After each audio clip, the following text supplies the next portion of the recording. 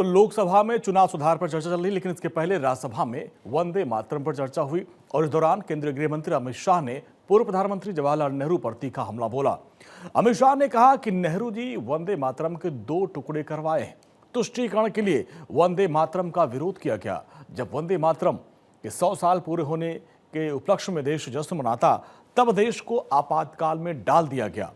अमित शाह की इस टिप्पणी पर कांग्रेस ने तीखी प्रतिक्रिया दी। सदन में जोरदार हंगामा हुआ।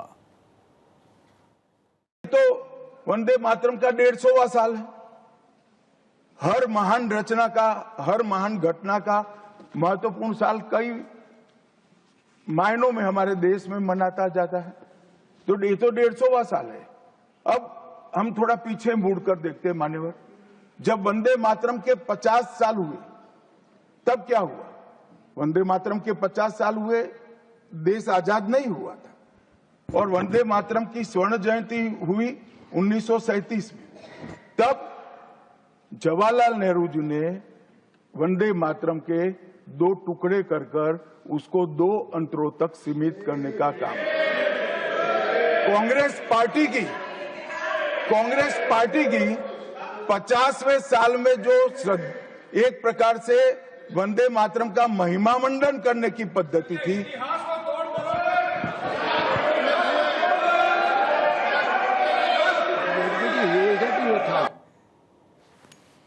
गृहमंत्री अमित शाह ने कहा, गुलामी के कालखंड में वंदे मातरम गीत ने घनघोर अंधेरे के बीच लोगों के मन में आजादी के प्रति जोश जगाया। जब वंदे मातरम 100 साल का हुआ तो देश में बंदी बना दिया गया था। 150 साल होने पर कल सदन में चर्चा हुई। गांधी परिवार के सदस्य नदारद थे। वंदे मातरम का विरोध नेहरू से लेकर आज तक कांग्रेस के नेतृत्व के खून में है। कांग्रेस पार्टी की एक नेत्री लोकसभा में कह रही हैं कि वंदे मातरम पर अभी चर्चा की जरूरत नहीं है। कब वंदे मातरम की रचना हुई? वंदे मातरम की रचना की पृष्ठभूमि हम सब ने जरूर याद करनी चाहिए।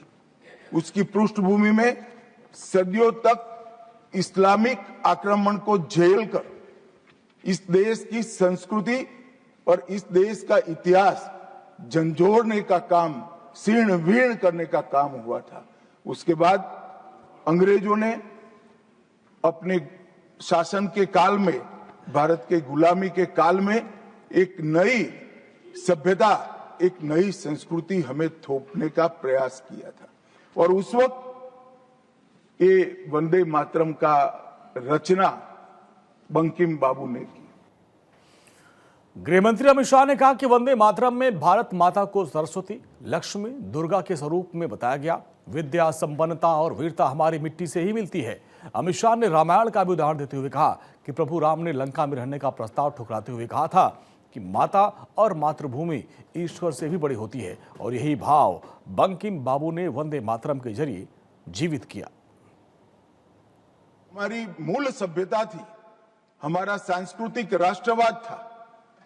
देश को माता के रूप में कल्पना कर देश की माता के रूप में जो कल्पना की, इसकी आराधना करने की हमारी परंपरा थी, उसको उन्होंने पुनः प्रस्तापित किया था और इसीलिए ये गीत देखते देखते कोई प्रचार के बगैर, उस वक्त ना सोशल मीडिया था, ना प्रचार के कोई साधन थे, उल्टा जो सरकार थी वो तो उसको रोकना चाहती थी, प्रतिबंध लगाती थी। वंदे मातरम बोलने वालों पर कोड़े बरसाए जाते थे, जेल में डाल दिए जाते थे। फिर भी वो सारे प्रतिबंधों को पार कर हर एक व्यक्ति के मन को भी छुआ, आत्मा को भी छुआ और अनेक प्रताड़नाएं झेलते हुए भी वंदे मातरम कश्मीर से कन्याकुमारी तक फैल गया।